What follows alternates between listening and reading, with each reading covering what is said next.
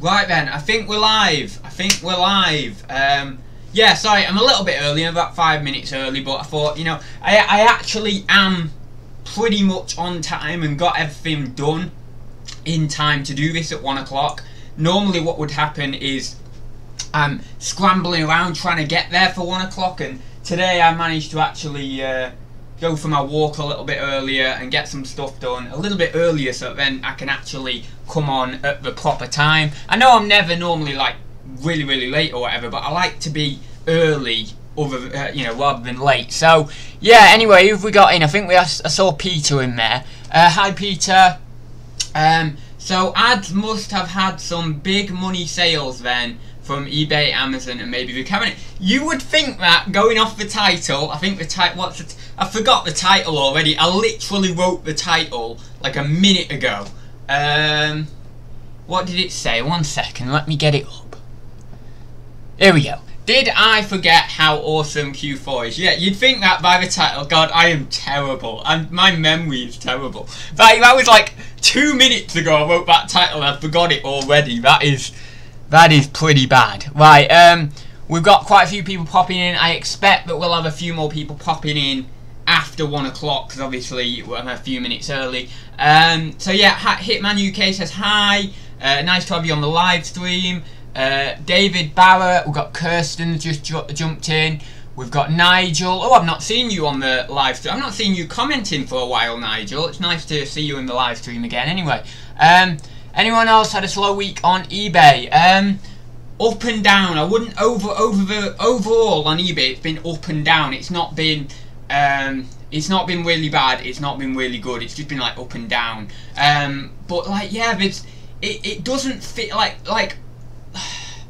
I've not got much experience like some other like seasoned resellers have, who've been doing it 6-7 years, and maybe in 6 or 7 years I could tell you a bit more. But going off my experience last Q4 and the quarter 4 before that, October this year hasn't seemed to scale up as quickly as it did maybe last year.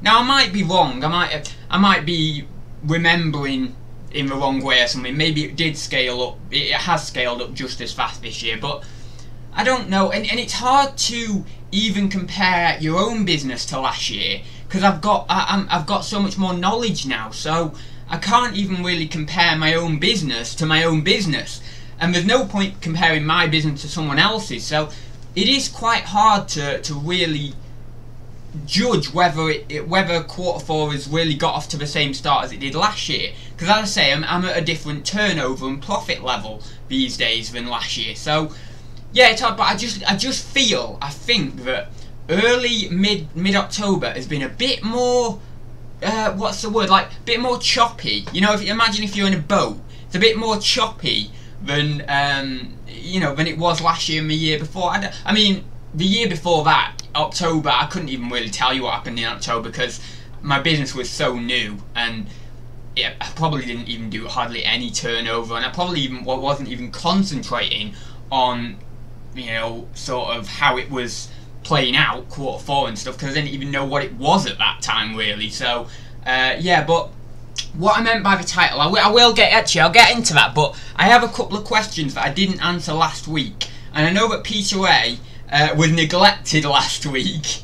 Basically, I was watching part of a video back, and it was so funny to watch it back, because all I'm seeing is me rambling on the screen, and because I can see the chat next to it now, it's really good, because I can see what's going on in the chat, and I was having a right laugh at the chat, because everyone was trying to get me to look at the chat, and I wasn't looking at the chat. But yeah, so Peter A had a couple of questions that I didn't answer. Now I forgot one of them, but I did write down the other. And Do It Yourself Lifestyle had a question. He said, so this is Do It Yourself Lifestyle first. Would you give up reselling for the lady of your dreams? Well, I have a nice little story on that.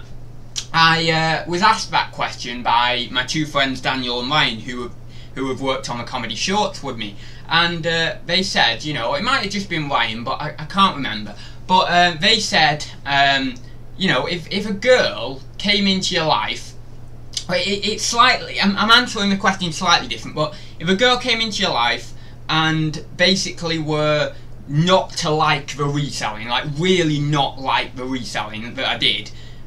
And she was either she got to a point where it's either me or the reselling. So do you choose me or do you choose the reselling? That was a very hard question for me to answer. And honestly, now I would say I'd be leaning ever so slightly, like 51% to 49% reselling. That would be now. But when you're in love, they always say love is blind. You're blind to anything else but the love you see. And I think it would be a lot more 99% the girl, 1% reselling when I'm actually, you know, when I come to make that decision. Well, if I come to make that decision. So, yeah, I don't know, but the question is a bit different to that. It says, would you give up reselling for the lady of your dreams? I don't know. I don't think so at this moment in time, but as I say, if I was posed with the question and I had to make an answer at the time, I think my answer would be probably the girl, not the reselling. But it's very, very hard because it's like you're asking me to choose my love life or my career, basically, or my business. You know, it's like the hardest decision ever, you know. Peter Ray said, I think I have had that question before on Thursday Talks. Peter Ray says, how would your business...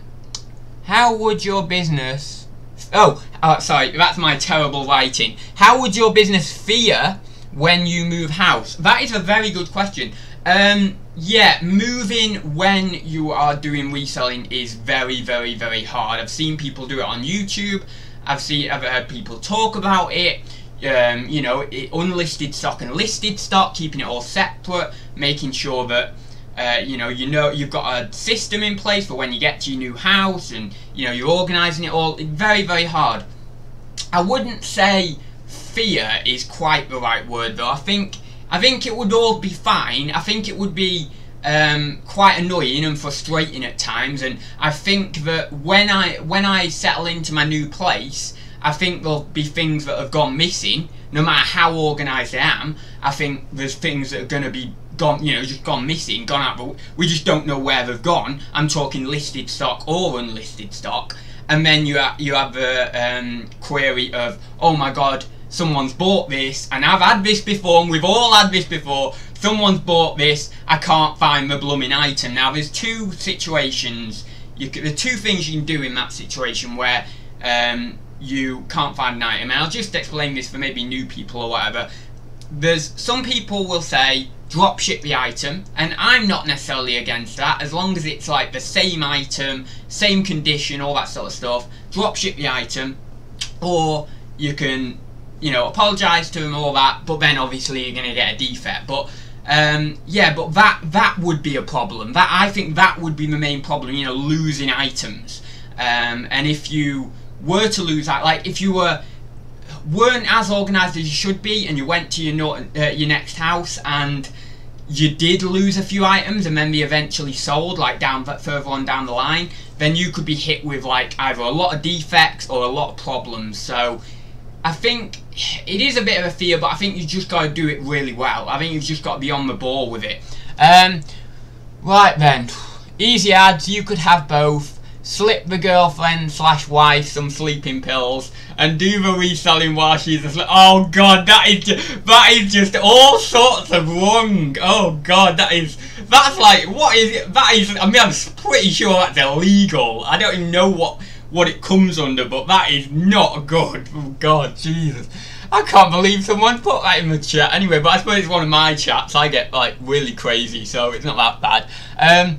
I'm at the Hermes drop-off point watching Keep It Clean. Yeah, I know, that's great. Yeah, I could just like swear loads now, and then everyone in the Hermes shop where Wayne is would be like, what the hell? Oh, there we go. Well, I kind of swore then. Don't think that's strictly legal. I know that's what I was thinking, Kirsten. I'm pretty sure there's no way that's legal, but anyway. I think he was just having a joke anyway. It's pretty funny. After all, don't know how long I'll be in the chat, need to clean the car out. Well, that's fine, thank you for joining, Jamie. Is it Jamie there? Yeah, Jamie. I've got a stinking headache. Why the hell are you watching me? This is like the loudest, most rambunctious, most crazy live chat in the reselling world, and you've got a headache and you're watching me. It's like, what? No, just turn it off now, Jesus. Right then, who else have we got? We've got quite a few people dropping in as normal. Most of the usual guys dropping in. YouTube notification has come in, so more people due soon. Oh, nice, cool. Yeah, there's been a bit of a palaver with them YouTube notifications, haven't we? Oh, and the other thing is, I've wrote down here, before I get on with the topic, or the somewhat crappy topic, but, new webcam. I heard in the chat, well, I didn't hear, I saw it in the chat last week. How can you hear a chat anyway? It's like saying, I was, oh, what is it? I was talking to someone on Facebook. It's not strictly correct. You were messaging someone on Facebook. But anyway, it's okay. I'm not going to get into grammar and all that crap because I'm terrible at grammar. But, yeah, so what was I going to say? So, yeah, I heard in the chat. No, I didn't hear in the chat. I saw in the chat. Let's get it right. Sorry. I saw in the chat. I don't know why I'm going close to my computer. I saw in the chat that someone put... Oh, no, that's what I was going to do. I was going to flick onto my webcam to actually see the quality of it. Someone put in the chat... Oh, I'm a bit... sorry, I'm a bit low down here, aren't I? Oh, obviously I wasn't prepared. There we go, that's better. So, yeah, I saw in the chat that... So I will actually get on with it now. That someone said the webcam quality is terrible. Now, I wouldn't go so far as to say terrible, but I do know what you mean. You know, whoever it was, I do know what you mean. It isn't the best quality. I've got my eye on a webcam. It's like a 70 quid webcam, but it will be awesome. Like, it will be really, really, really good. So I am going to get that in time. I don't know when that'll be. Maybe November, December, whatever. I don't know. But I'm going to get that because I really do want it.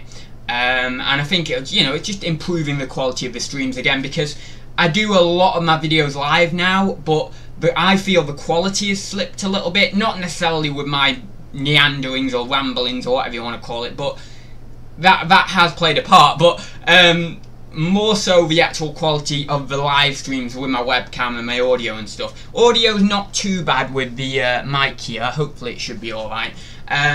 But yeah, so I'm just going to upgrade that. So yeah, whoever that was who mentioned that, thanks for mentioning it to me, because it was on my mind already. Previously to you mentioning it, I had actually watched a video and someone was using the webcam that I want. I forgot what it's called. I'm going to have to search the video again to actually get the name of the webcam. But it is a really good one. I think it's a...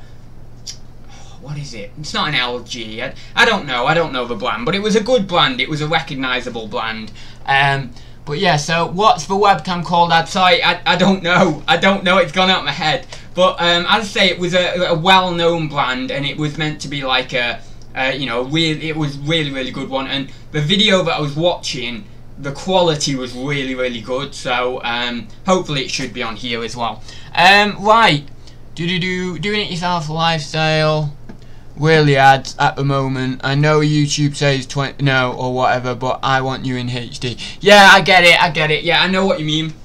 And it says 720, exactly what you mean. It says 720 on my streaming and on YouTube, but no, it really isn't. Like, I've watched it back, it isn't quite 720. I would say it's probably, yeah, I'd say maybe 4. It's kind of weird. It's kind of in between like 480 and 720, but it's not 720. It does say it, but the problem is, and as I've explained 100 times, with this computer, I can't push it to that 1080 on my encoder, or else it'll probably just have a hissy fit and start lagging everywhere. But actually, Ryan, yeah, that's a good point.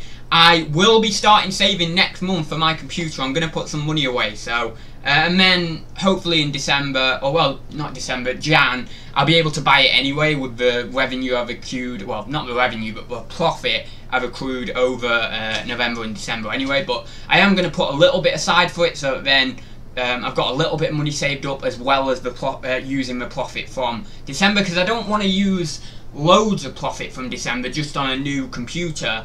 I'd rather a good portion of that profit goes back into the business. And maybe I might treat myself on something as well, I don't know. I was looking at a head massager, and it's a really, really cool one. Now, I don't know about you guys, but I really shouldn't be saying this. This is so This is so bad, but I mean, basically, I get a lot of headaches and things like that. I don't know why. Maybe it's from running my own business. I don't know. I haven't a clue. But it's always on my mind, you know, my business. And I think that does tire yourself out a little bit and overwork yourself. So I get a lot of headaches, and I was thinking, right, well, I need a really good head mat, like a really good one. I don't want like a crappy little, you know, £1 one that you do that on your head for. I've had those before. They work great, but not the level I want. You know, they're fine, but they seem to break easy and all that sort of stuff. So I want a good like 150 quid full head one, like proper, and then it has like all ridges in there and everything, and really gets in, and a heat one, you know, a heated one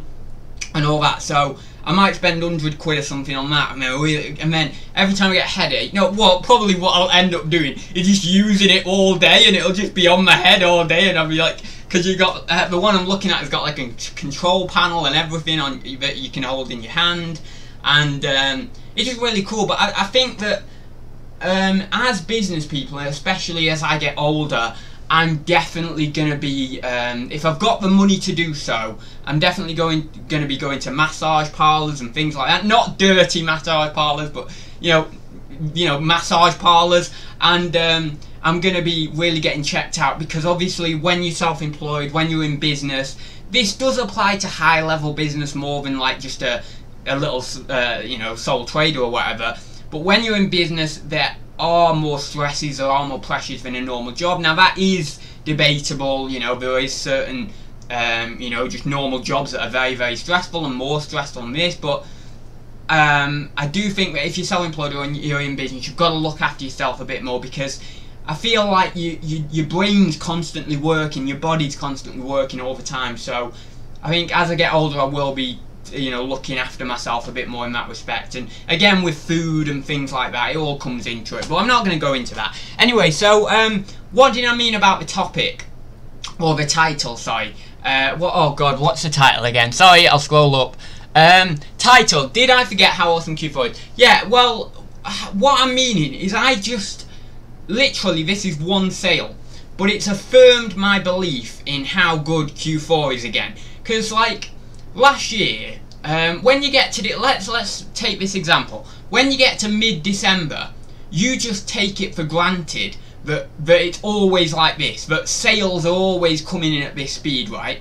And then even in January, even January can be good. January's usually good for me. So even like in January, although it's dropped off a little bit, you're still selling pretty good numbers. You know, you're still doing pretty good numbers. So you tend to think then, oh yeah, it's always like this, it's always like this, and then it slowly declines over the year. You know, Feb, March, April, May, that sort of stuff. And then you come into the summer, and you then, what you then think is, oh, it's always like this. You know, your mind changes back to the summer attitude, and you're like, oh well, it's always like this consistency. And then what happens when you're just coming into Q4, you forget how insane it actually is, especially on Amazon, selling new stuff like I do a lot of the time. But you know, on eBay definitely too. There's of course an increase on eBay. There's an increase on a lot of websites and a lot of retail outlets as well. But what happened basically before I came on, I was struggling for a topic, and I was thinking, oh, you know, well, I've been struggling for a topic all week. I've been like, what should I talk about? It's like, I was having a bit of a battle with motivation this week, and I thought, well, I'll talk about motivation. But I've talked about motivation on this Thursday Talks chat like, I don't know, 10 times or something, 5 times, I don't know. So I thought it's got to be something different, and I was thinking, well, we could talk about the technological revolution and how we all think eBay and Amazon and reselling is going to evolve over the next 10, 20, 30, 40, 50 years, however long. And then I was like, well, I don't know, because it's just speculation. No one really has the answer. It might be a fun debate, but is it really educational or anything like that? So then I was thinking, well, I don't know what to do. And then just before this, you know, I came on, I had a sale on Amazon, and it was for a sealed Christmas Lego set. Now, I sent all my Christmas Lego sets up. Yeah, all of them. Yeah, all of them actually. I was going to say most of them, but all of them were this week. Yeah, Monday this week. I'm doing so many FBA shipments at the moment, it's just like on to the next, on to the next. But yeah, it was this week, that one. You know, for the last 3-4 weeks, I've just, yeah, about 4 weeks, I've been just blasting out these shipments. No, maybe 3 weeks, but yeah, I sent it in at a high price, and I thought, you know what, I can source these from certain places for about you know, anywhere between about £10 and £15, right? 10 being a fairly decent price, right? So I thought, you know, I'll send these in, see how we do, and we'll just see. But the thing is, I priced them high with Christmas in mind, thinking, you know what, these probably will get picked off, but we're going to get picked off in December, and then how the hell am I going to have time to get more of them, right? But a funny, amazing thing happened today.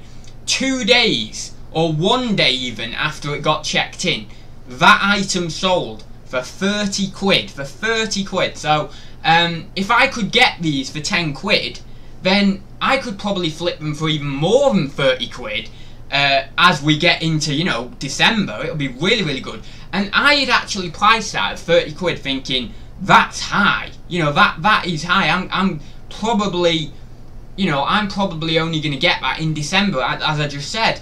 So I was amazed when that sold, and it's made me flip back into that Q4 mentality. I know we've been in Q4 for like 3 or 4 weeks now, but it's not felt like it to me. It's not, you know, took off. But that sale made me think, yes, we're in Q4, because I priced that high, and if that sold now, then I know that actually I have actually forgot how good Q4 can be. So I'm going to be buying a lot more of them. I'm going to be buying a lot more for Amazon, and I'm going to be really sending a lot up in November and even into December to you know, to get some really good money. So it's just the key is trying to source these things at the right price. That's the hard thing. But yeah, that's why I put the title, because it was very, I didn't even think that would sell. I was like, oh my god, you know, when I saw it, I thought, oh my god, I thought I'd sell in 2 months' time, you know, in December, well, you know, 1.5 months' time. But it was funny because Nick sent in a Wii Fit board, a brand new and sealed Wii Fit board. I think it was brand new and sealed. It might have been a Wii Fit Plus one, but I don't know. And he shared it on his Facebook page or in the chat or whatever. And he was amazed at how fast that went. He thought, also like me, he thought that would be hanging around till December, you know, and he put it on for 140 quid or something crazy, and it went when it was like pretty much as soon as it hit the warehouse. So yeah, I think I forgot how good Q4 is, and I think I need to be even higher with my pricing than I first thought, to really, you know, to increase profit like you would do, like maximise profit. And then, even if I am high with my pricing, come like the 18th of December, if there's still things clinging around for that high price that I've got on, and they're just not going, you just drop the price by a little bit, and then they'll sell anyway, because it's that last few days, and that's when everyone's like going mad, like, oh my god, I've got to get gifts, and I've got, you know, I've got Prime delivery with Amazon, so I've got to go on Amazon to get it, or the other option is going to town, but I don't think I'll be able to find it from town, so they buy mine on Amazon, or, you know, whoever else is on Amazon, at a fairly high price anyway, so I could still shift them. So that's what that's my mentality. I'm going to price high, and then going to have like a little reduce of prices on the 18th of December, something like that, if things haven't gone. Just literally reduce them by like 5, like say it's £100 item, and it's just, I know it's going to go, but it's just not getting picked off, and I know that I want that sold for Christmas, then I will like drop it by a £5, drop it by a £10. I've probably paid, if it's a £100 item, doing sniping or whatever, I've probably paid 20-30 quid for it. I wouldn't really pay more than 30 quid for a £100 item, so there's still good profit in it, and it's got out, you know, in time for Christmas. So yeah, I was just amazed. I forgot, you know, how good it can be. So I'm certainly going to put my best foot forward and really go into it, and hopefully we'll, you know, yeah, so I said, I don't know why I said we then, but yeah, hopefully we'll all make a lot of money. It actually makes sense if I say we.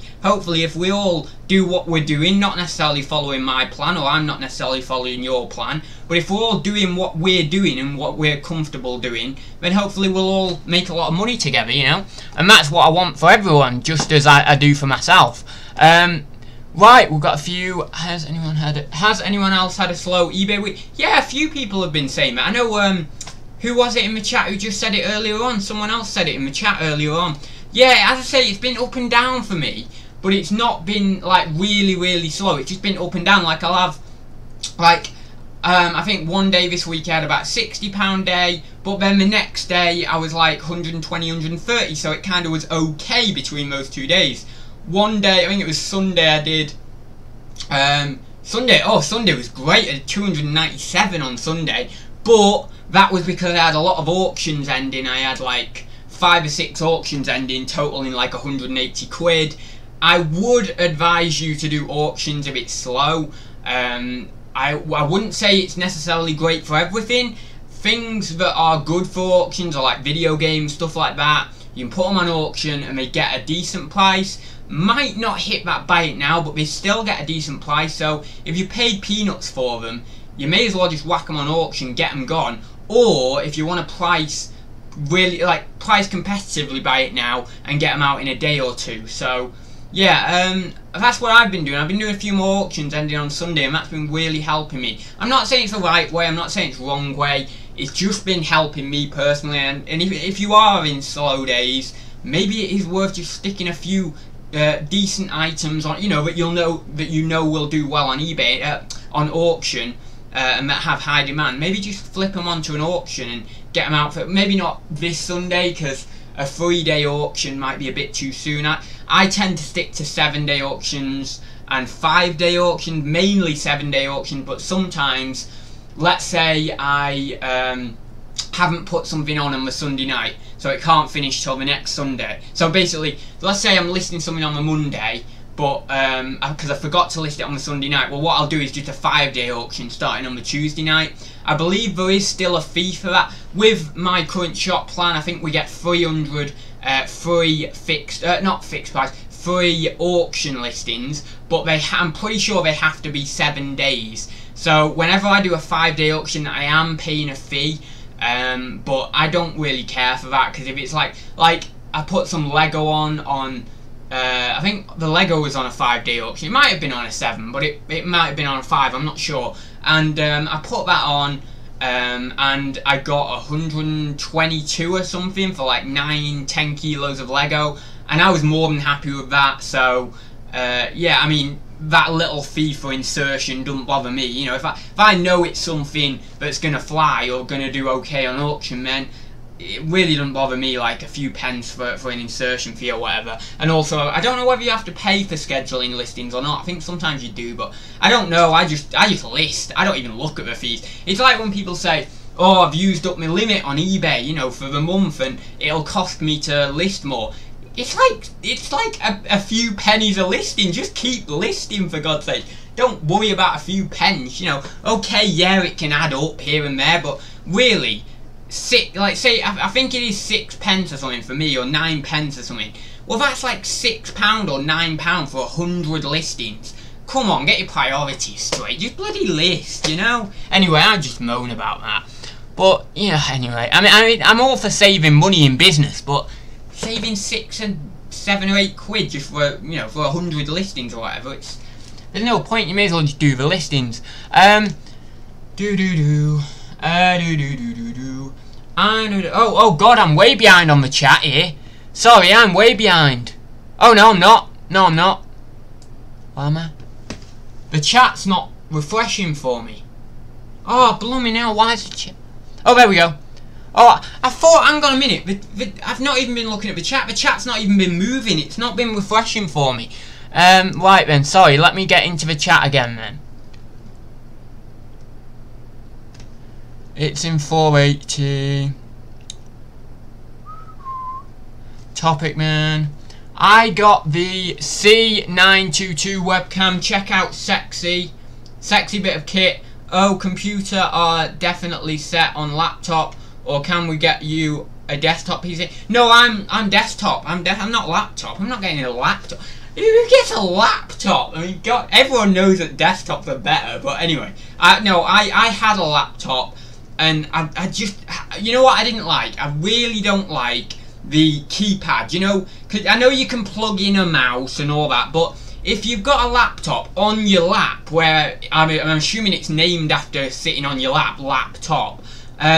So if you've got it on your lap, where the hell does the mouse go anyway? I mean, it's not going to just float in thin air, is it? So yeah, I used to hate that little keypad. I know some people love it, you know, the little mouse pad on the laptop. But I know a lot of people love it, and it's all opinion, this, but I don't like it. I didn't like it. So I like having a mouse, proper mouse, and I think I don't know whether it's just me, but something feels more manly about having a desktop. It's really weird, that, but it feels like I suppose because I don't get a lot of joy out of, like, I wouldn't get a lot of joy having a Ferrari or anything like that. I really don't care about cars or anything like that, but you know, having a laptop opposed to a desktop, it feels like that kind of would feel like with a Ferrari, and then I don't know any other type of cars, but like an old Volvo or something. You know, I think that's the difference. That's what I'm feeling. You know, that excitement, that manliness, that testosterone of having a desktop rather than a laptop, just like having a Ferrari over an old Volvo or whatever you want to call it. I'm not dissing on Volvos, they might be good cars, but I just don't know anything about cars, so I'm just giving you a random example. What's a really bad car? Someone tell me a really bad car. I'm trying to think now, I don't even know. Oh, you know what I don't like? I know people are going to hate me for this. I don't like smart cars. But I think that's because I'm a reseller and you can't fit anything in smart cars, so maybe that's just the reason. I don't know. Hi ads, watch your vids for ages but never managed to catch one live. Oh, thanks for joining me anyway. Glad you could catch me live. That's James Smith says that. I work but deal in records, CDs, music memorabilia as a sideline. Oh, nice. Yeah, records, CDs, music. That's really cool. Yeah, I've got loads of records in the other room still waiting to process, but it's something that I need to get into, the whole music stuff. I've never really got into it, you know, other than doing the records a little bit now, but I've never done CDs or really any sort of memorabilia or anything like that, so yeah, I'd really like to get into that, but it's just time, innit? You've only got so much time in the day most of the time.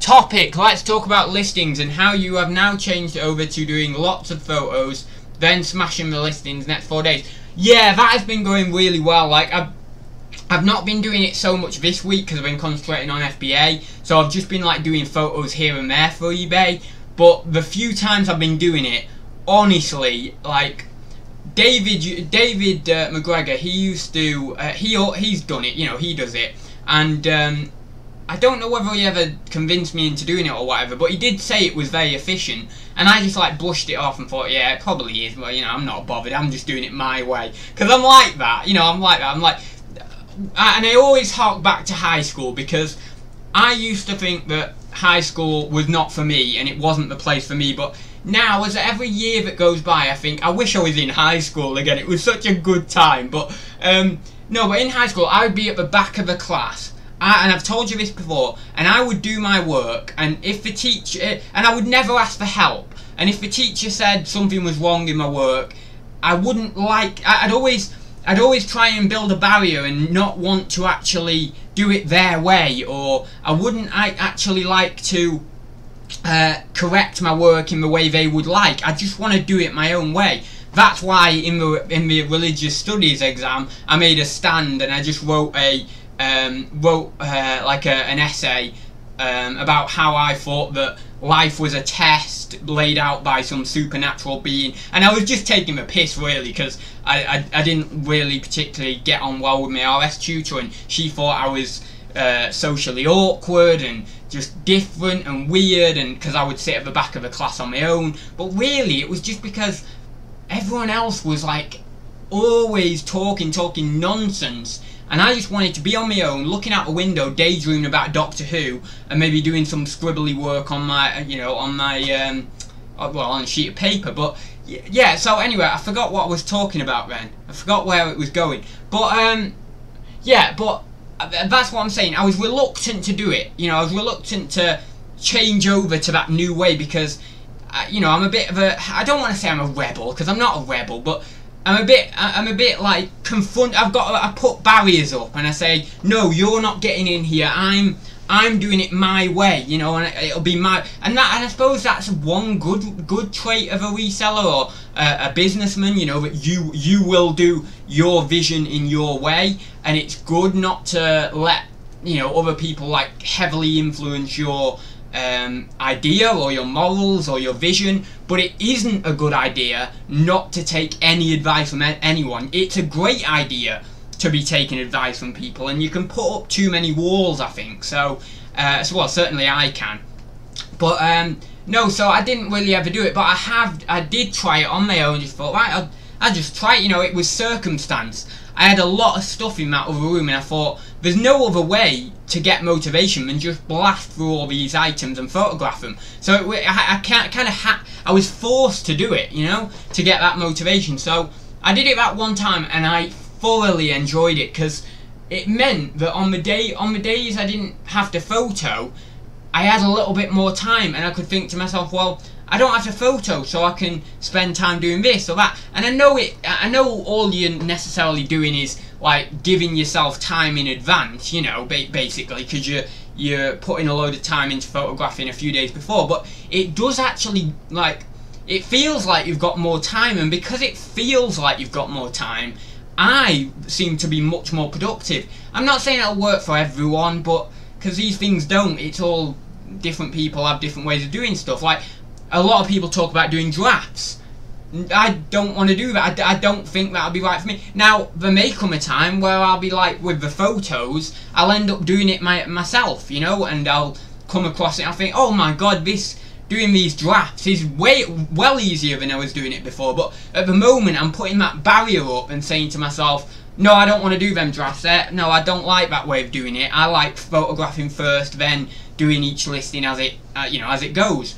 But you never know, in a few months' time, I let that barrier down and I try it. It might be the best thing in the world. It might be the most motivating thing for me, you know, ever. So, yeah, you've just got to learn to, or yeah, as I say, I've got to learn to draw those barriers down a little bit and let people in a bit more. But don't let them in too much that they start trying to warp your mind and twist you down different roads, and, you know, throw you in a suit and try and dress you up and parade them in front, you know, parade you in front of their friends for show and all that sort of stuff. That's the fear I have. But I'll never get that, because I'll let people in only so much as I desire, and I will only take the advice that I desire, and then I will carve my own path the way I believe, you know, I want to. So, yeah. I think my biggest fear is some sort of, what is it called, like, is it dystopian or dystopian future, is that the word? Some like dystopian, or however you say it, I don't know how you say it, some future where everyone's just dressed in suits and we're all like robots going along like that. I think that's like my major, I think in like 2060 that's gonna come true, and like we're all gonna have chips implanted in our brains, and then we're not, you know, everyone's house is gonna look the same, and then the world is gonna have one world leader, and it's gonna be ruled over by you know, a tyrant or a monopolized company or something that has all the same items, and everyone drinks and eats the same food, and you're not allowed to wear colourful clothes or anything like that. That's kind of like my big fear of not letting anyone in, and trying to burst the colour out of myself, so that then other people get a little bit of colour and happiness and smiling from that, from my own colour. But yeah, I think that I do have a deep-rooted fear of that kind of weird future that will probably never exist, or if it does, it certainly won't be in my lifetime at all, because these things tend to happen very, very, very, very slowly over a number of hundreds and hundreds of years, with things changing. But yeah, well, we probably won't ever have a monopoly anyway, because obviously there's regulations in the government to regulate companies to have a certain level of market share, or not go over a certain level of market share, so that then they can't be a domineering force in the market. It is different with Bitcoin though, and I'm going to get onto Bitcoin actually a little bit, but with Bitcoin has a lot of market dominance, so that is quite weird, because it's like unregulated. that is allowed to have like superiority over the market, and it has a lot of market share or market capitalization actually. But yeah, it's weird, isn't it, that? But maybe, but the thing is, if you regulate Bitcoin, then it becomes a centralized currency in a way. So yeah, that's really weird. I didn't think about that. So yeah, I mean, that could be a start of this weird future that is more refined and I suppose it's contradictory in a way though, isn't it? Because if Bitcoin isn't regulated, then how could a future become regulated off a cryptocurrency that isn't regulated? It makes no sense. It's actually like contradictory. It's contradiction in terms. But anyway, I'm probably boring people, so I'll get on with some more reselling chat. What's this? What's it? Oh no, what is this? You could get a real head massager from China called Ting Tong. Oh no, we're not. That is terrible. Why? Why is there all this like bad stuff in my chat? Oh god, it's terrible. Topics. Let's talk about. Oh, I've already talked about that. Oh, we've got Mir Cameron Ali in the chat. Hi there. Question: can I ask how much you turned over on eBay this year so far? Ads. Have you smashed it last year's total? I don't know for this year, but if we're going off an average, January to March was pretty slow. I want to put in turnover for, no, I can't do that, that's wrong. So, 1 second, right, okay, let me do average times by 10, yeah. I'll have turned over roughly, this is roughly, this year, as of about now, 35 grand, going off 3,500 a month. Now, some months are more than that, like I broke the 4,000 a few months. I think April was like my worst month of the year, which was like 2,800 or something. So, I don't know, it's an average. It might be a bit more than that, it might be maybe 37k. That is not including November and December, but it is including this month. But actually, I'll have done over 4 grand, well, actually maybe even 4.5k this month, so I don't know. But then let's plug in some numbers for December and November and December. Let's say let's say 6k each, and that is very conservative. So 6k each, so 12k in total. So plus 12,000.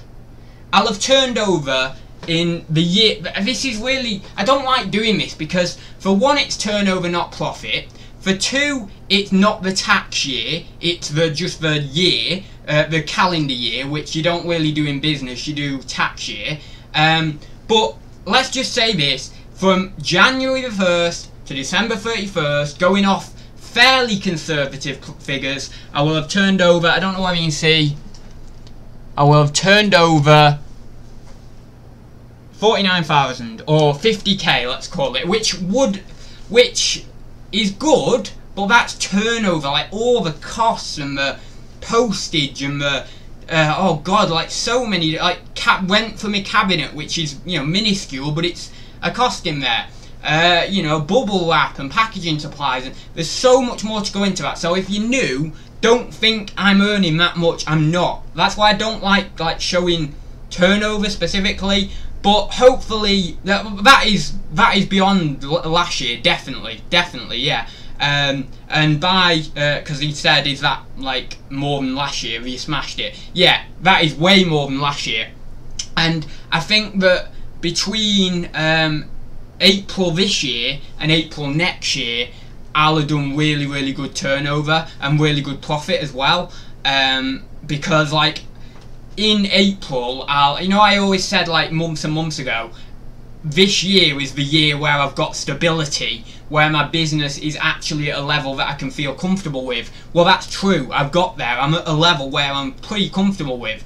But come April, you know, when I come to do my end of tax year sum up, you know, my profit and loss account of the entire tax year, then I'll be really happy and I'll be like, yeah, I'm impressed with that. But I just want to say, you know, that is turnover. I don't particularly, you know, everyone, it makes you feel good. It's an ego booster to say, oh, I've turned over X amount, but it doesn't mean anything. The profit is what means things, and so many people say this, but I can't emphasise it as much, you know, as much. So I asked for turnover, not costs. I know about all the costs and tax.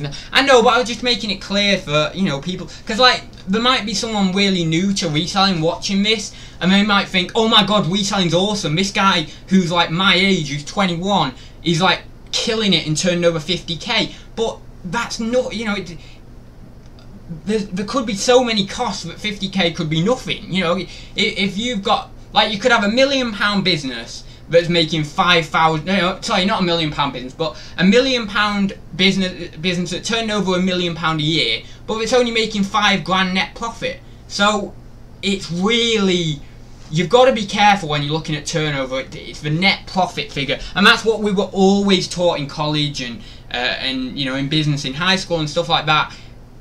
You know, net profit, not turnover. It's net profit. That's your key figure. That's your key figure. And then you can also look at net profit percentage. And I know general rule can be like 33%, but if you're looking at like really big businesses, they will not do 33% net profit.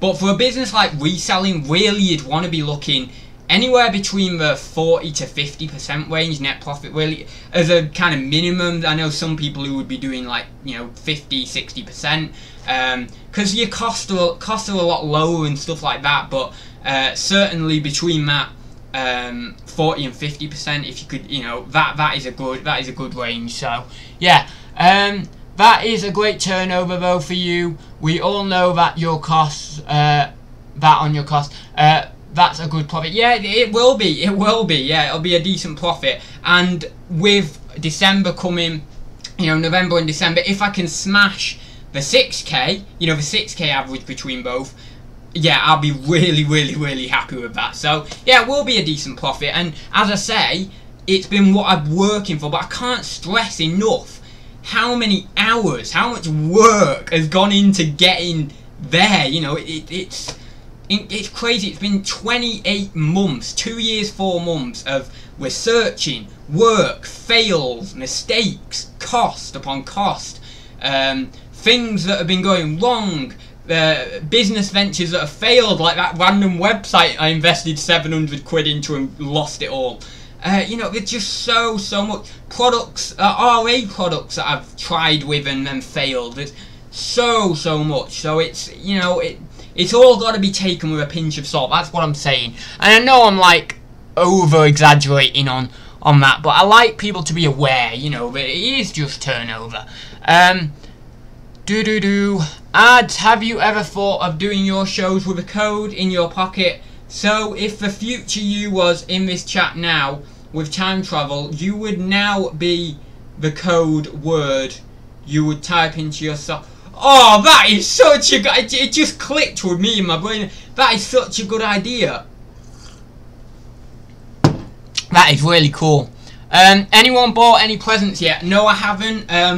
You know what I'd really like to do? And I'm not trying... This isn't trying to be like an ego booster thing or anything. This is just because... And my friends Daniel and Ryan will testify to this. I am just a fairly kind person.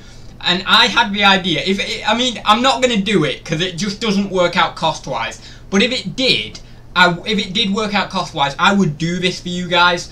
I would buy like 300 boxes of Cadbury milk tray, and then I would ship them all out to all of you guys. If, you know, if you didn't want to share your address, then I wouldn't ship it out. I'd eat it myself. But you know, if you were happy to share your address, I'd ship it out. I'd love to do that. I'd absolutely love to do that. Not, you know, not for an ego booster or anything like that, just because I'd like to do it. I'd like to, you know, I consider you guys my friends and I want to give you presents, but it's just not financially viable to spend, what, like, is it like 4 quid for a milk tray? I don't know how much it is, 2 quid, or I don't know. But all that money on milk trays, which would be over £1,000 most probably, and then like another 500 quid in postage. But, and are you even allowed to send sweets through a post? I think you are. I have received sweets in the post, but I did actually look into reselling sweets, but I don't think I ever got that far, so I didn't look into the postage. But yeah, I think you are allowed to send sweets and stuff through the post. But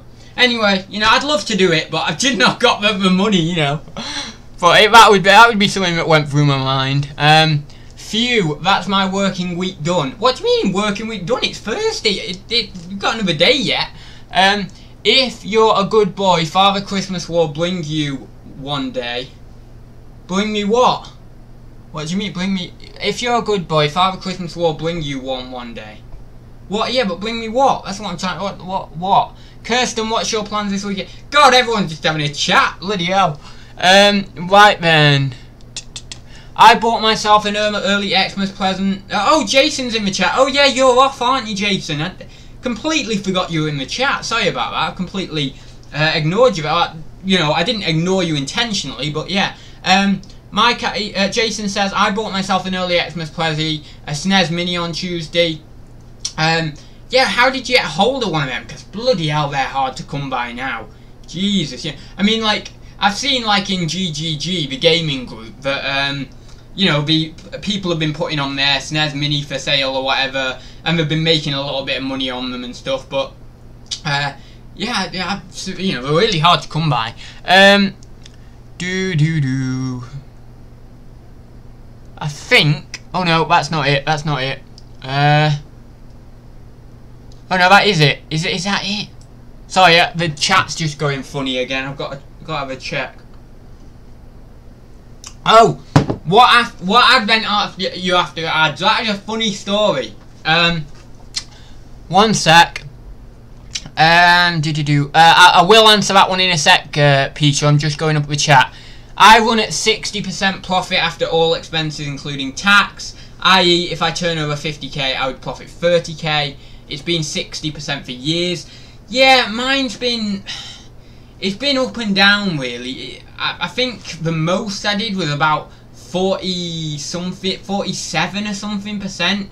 I've not quite hit that 60%, but I suppose with Amazon, you know, with high fees on Amazon, that is just that 47% was just like 1 month, because I do monthly profit and loss accounts and then I do a yearly one. Even though I'm on cash basis, I know I don't need to do profit and loss accounts, but that was the way I was taught. So I do profit and loss accounts as well as recording my expenses as they happen on a piece of paper. Well, not a piece of paper, in my black book and all that sort of stuff, and the usual stuff with receipts. But yeah, but I don't know, maybe it's Amazon, because my fees have been pretty high with Amazon as of late and stuff like that, and maybe because my cost of goods with Amazon is higher, that obviously comes into play when I do my overall profit and loss account, because obviously I am paying up for Amazon goods and maybe not making as good a return on eBay, or if I am making as good a return, fees eat it up, you know. So for example, I might do a bit of RA and it might mean that on Amazon I'm making less money, but things are selling faster, so you make a bit less money because you're doing better turnover on the items. Or what's happening is I am still making a good return, but fees are eating up quite a bit of that as well. So I don't know, but I'd like to get that a bit higher. I'd like 50%, like, you know, 50% would be good, because if I do like 50%, then you know, that would be a nice, well-rounded number, really. You know, yeah, I know, dude, you gotta say, I don't even know who do-it-yourself lifestyle's talking to. Oh, that's me. Oh, he's talking to me. What percentage did everyone else do? That is a great turnover. Oh, I'm behind the chat loads here. How the Christmas end of year party going, Ads? What party? What's this? I've not heard about this. Ads asking them to do too much, no doubt. Oh, I don't even know what's happening in this chat. It's all going weird. Right, here we go. Ads, we can have £100 Secret Santa if you want. Yeah, wait, what's £100 Secret Santa? Is that the one where, like 10 of us grouped together, let's just say a random number, 10 of us grouped together, we all pay £100 for a gift for the other person, right? Yeah, but I've got so many people to buy for. I've got, like, there are other resellers who, you know, there's a lot of other resellers that I talk to quite a lot now, whether it be on Facebook or wherever, and I feel like I need to get them presents as well. So I need to get them presents, man. 100 quid Secret Santa. And also this year, my main aim was at Christmas to try and spend 50 quid ahead on my immediate family and friends. So I think there's like 9 or 10 people that I'd be spending 50 quid ahead on. So that would be 500 quid. Now, I could do that this Christmas, obviously, but, you know, with other gifts as well, and then 100 quid Secret Santa, that's crazy. But, no, the reason I wanted to spend 50 quid ahead, that was my goal for this year. I said to my family, and I said to Daniel and Ryan as well, next year you're getting 50 quid ahead, because that's my goal. I've had that. You know, my £10,000 goal in December, I've had that for a long time. It's something that I really strive to get for. I really think about it. I really look at it. And, yeah, hopefully I can spend 50 quid ahead on everyone, and it won't be terrible, you know? Because I'll have made good profit anyway. Anyway, if we did the £100 Secret Santa, it'd have to be people like I really know or like, because 100 quid's a lot, you know? 100 quid, and you know, for one person it's a lot, 100 quid. What advent calendar you have to add? Oh yeah, sorry, yeah, I was going to answer that. I've already got one. Funny story, actually. My mum saw in Sainsbury's the other week that they had the advent calendars up, and she had bought one for Electra. If you want to know where Electra is, she's sleeping on the bed there. She'd bought one for Electra a few weeks back because she couldn't contain her excitement, but get Electra a little advent calendar, even though it was like 4 months away. And I'd say a week ago, she was in Sainsbury's and she saw the Lindt advent calendar. Now that thing, I didn't see on the shelves last year. I don't think it was on the shelves or anything. I don't know. Maybe it was, but I said to my mum, because Cora and Helen got one each. You know, one of the big Lindt advent calendars, and I said to my mum, next year I want that. So she saw it and she thought, oh, there we go, I'll get Adam that. So she got me one, right, and it's an expensive advent calendar. It's like 10 quid advent calendar. So she got me that, which was really nice. And then my grandma comes round on a Friday, right, and she just got over a she's had like a metal knee installed on a knee, because a knee basically went. So she's had that, and she's just getting back to walking properly now and getting out more and driving and stuff. And so she started coming round back on a Friday, and first Friday I think she came round was a couple of weeks ago, or maybe even last week. Honestly, days just go, don't they? But she comes round and she said, oh, look what I've got, and she pulls out the Lindt advent, because I told her that I want it as well. So she pulls out this bloody big thick Lindt advent calendar, the same one my mum's got me, and I'm like, oh grandma, my mum's just got me that. I was like, oh, anyway. So my grandma had the idea of having one in the morning and one at the night. So I'm going to be very, very, very spoilt for choice. Not choice, but spoilt for Lindt, actually, chocolate, in Advent. Because, I mean, a lot of these windows on this, if you haven't seen it, just Google Lindt Bear Advent Calendar. It's a big thing, you know? So, you know, I don't like chocolate in the morning. It doesn't sit well with me, you know? But I can always have my Advent chocolate in the morning.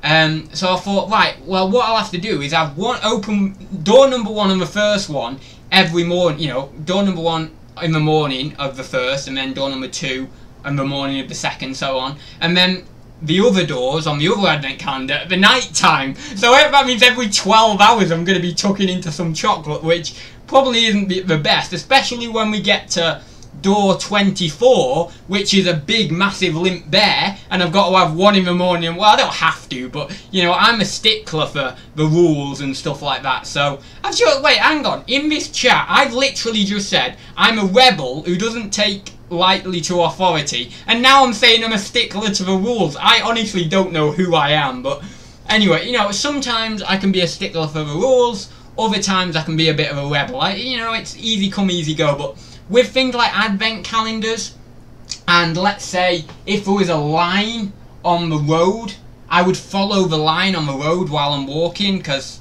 I like the roboticness of following the line on the road. But no, so things like advent calendars, when it's like you have this on the first and you have this on the second, I like to actually abide by it. Mainly that stems from when I was younger. I was I was a big guy when I was younger. When I was 12, I was 12 stone, and I will dig out a photo sometime of my biggest ever weight. I was pretty big, and I used to actually eat advent calendars before Advent, because a lot of kids did it, you know, who were big and liked for food and stuff. And I'd get my mum to buy me like 4 advent calendars, and I'd eat them all before Advent, and then I'd get another one for Advent, right? And then I still probably would, I can't remember quite, but I still wouldn't actually, you know, eat that one at the set time. But I went through a transitioning period where I lost all the weight, and basically the way I lost all the weight was I didn't eat lunch in high school, and I lost all the weight. And that is when I developed what I consider I've got now, which is some sort of eating disorder. I don't know whether it is, I've never been checked out or anything, but I just feel it is slightly some sort of social anxiety eating disorder type thing. But I don't know, maybe I don't. But yeah, I didn't eat lunches and stuff like that, and then now I'm really super on it with food, and you know, I really am pretty tight with what I eat and stuff like that, and my salt intake, sugar intake, stuff like that. So I've completely gone the other way, you know, because I actually felt when I was eating those advent calendars in the gorge of comfort food that I was doing, you know, I would literally just open all the doors and then like, oh yeah, you know, I'll eat all these. I felt very guilty, you know, I felt very guilty. So now I'm very, very on it with my food, and I stick to the rules with my food, because you know, I feel guilty if I didn't. You know, I feel guilty if I had more than 500 grams of cooked red meat a week. I'd feel guilty if I had more than 6 grams of salt a day, or more than you know, more than 90 grams of sugar or whatever. You know, so I mean, I'm still not sure whether it's 90 grams of sugar per day for a man or 120, because on the NHS website, I'm pretty sure it used to say 120. But I think on another website, or even maybe the NHS website now, it says 90, but I'm not sure. I'm going to have to look into that again. But I'm sure it was 120. And then men is 90 grams for fat, women is 70. I'm pretty sure. I don't know whether they've changed it or not. But anyway, I don't think you want to hear about GDAs and RDAs and all that sort of stuff. So yeah, anyway, I think I'll leave it there because we're almost an hour. I'll just quickly see what's in the chat. You sound like my dog, won't eat unless someone stands next to him. No, that's not what I mean. I mean, I developed an eating disorder that, you know, that I don't like to eat with people, not that I do like to eat with people. You know what I do? And I've told this story about me, the prom night, where I learnt how to use my knife and fork properly, because I was afraid that everyone would look at me thinking, haha, he doesn't know how to use his knife and fork properly. But I know loads of different etiquette. Like I know loads and loads of pieces of etiquette. Like when you've got a dish, you know, with like a mayonnaise or whatever in the dish, you always tip it away from you and scrape it out. That's etiquette. When there's a waitress at the table, you do not talk. You cease conversation. You put your napkin on your lap. You work inwards from your knives and forks. When you're eating soup, you never slurp it. You always tip the spoon back into your mouth like that, rather than like just shoving it in your mouth and slurping it and stuff like that. There's so much I've learned, you know, through etiquette because of fear. Because of fear that other people are looking at me, judging me and the way I eat. And it's a big thing for me, you know, it really is. Like, I couldn't be sat at a table with 5-10 other people and be completely comfortable eating a burger or you know, or fish and chips or whatever, unless I own, like, I'm fine around my immediate family, but when it's like anyone outside of my immediate family, I find it very, very hard. So yeah, I don't know. Anyway, I'll leave it there. Ads, you sound, oh, I've already done that. You smell the fat and boom in the belly. What the hell is that? Well, oh, got Nick in the chat. Hi there. Yeah, when you did your daily vlog 1, I recognised the thinking. That thinking, I think. I don't know. Do etiquette lessons today. No, we're not doing etiquette. I was just saying, like, how I learned you know, how I learnt about etiquette because I was uncomfortable eating around people and things like that. So yeah, I learnt how to do elbows off the table. That's a big one as well. I used to because I went for a meal at fairly fancy hotel. It wasn't like major fancy, but it was a fairly fancy hotel, and I went with my family, and my granddad's a bit of a stickler for etiquette and stuff like that, and my mum used to say to me, yeah, I was probably 14, 15, which is fairly young, but not like really young, but my mum used to say, oh, you better, you know, sort your etiquette out, because granddad likes, you know, likes etiquette. He wants you to be prim and proper when you're eating and stuff like that. So I did it, you know, elbows off the table, you know, as I say, with the mayonnaise and stuff, scraping it out away from you, and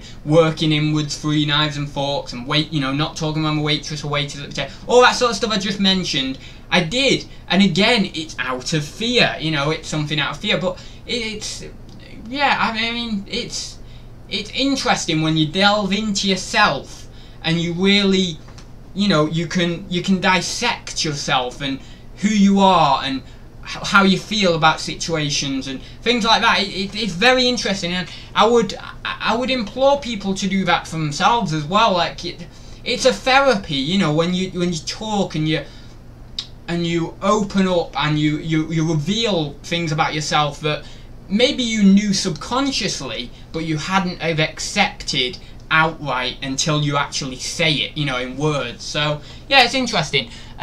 Yes, we did world domination. Oh my god, that was yeah, why is it every week I somehow get onto the subject of world domination? We did yeah, a future in which everyone dressed the same, and everyone ate the same, and everyone did the same thing. That's the thing we did today. Sod the rules, I to live through on the wild side. Yeah. Homemade. Oh, is homemade? Oh, Z's in the chat. Hi there. Had grilled halloumi. See, now is that halloumi? Now halloumi, that's another thing I wouldn't eat, because you look on the packet, how much salt is in halloumi?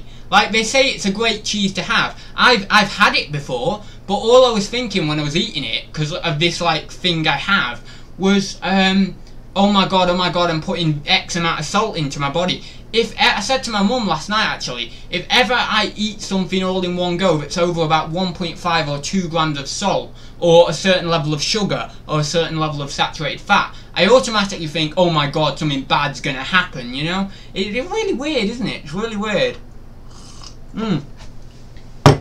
This is a wild child you're watching. I'm not wild. I'm just myself, you know. I wouldn't change it for the world, because, you know, I mean, I often think about the future, and I think about when I'm going to be the one who's really old and teaching my grandkids stuff, and I have to inhale all this time now and this world has to offer, so that then I can put my best foot forward in telling my grandkids about what was acceptable back now, you know, really teach them about the world and then the right things to do, and the morals that we can, you know, that we can have that are good and that are golden and that will help the world in the future when I'm not there, you know. So I always put I put the weight of the world on my shoulders, essentially, and I always think to myself, well, I've got to learn as much as I can now, because one day I'm going to be the guy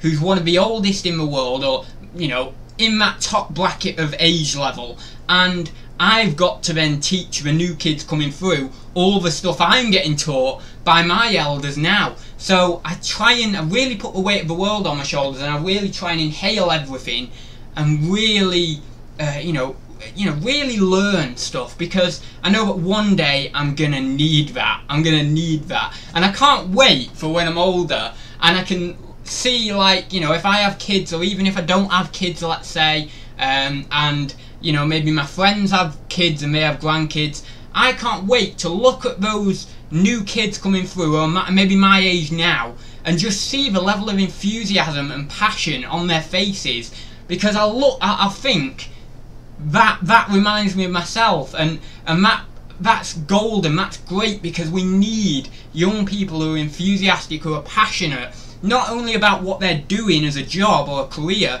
but about life in general, to push us to the next level of progress, you know. And hopefully that level of progress will be have the right, you know, the right morals and the right themes go along with it, rather than the wrong themes and the wrong morals. But yeah, you know, it's something I think about. Anyway, I'm rambling on too much anyway. I'm rambling on so much. Right then, where are we? Ads, eat what you enjoy. The bus might get you tomorrow. Oh, what? Yeah, fair enough. Yeah, I suppose so. 2.1 grams of salt and you blow up. That is what goes through my mind, actually. I mean, oh my god, something terrible is gonna happen. My hubby had a terrible reaction to Red Bull. Scary. Yeah, I know. Well, you got to be careful with them energy drinks.